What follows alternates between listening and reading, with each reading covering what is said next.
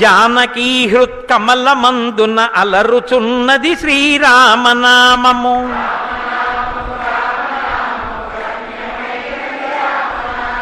నాదమే బ్రహ్మాండమంతయు ఆవరించును రామనామము.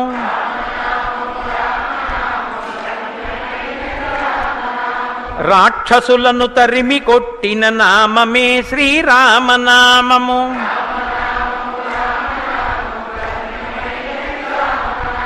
పరమపదమును చేరుటకు దారి చూపును రామనామము. శిష్టజనముల దివ్య దృష్టికి స్పష్టమగు శ్రీరామనామము. యుద్ధమందు మహోగ్ర రాక్షస యాగధంసము రామనామము.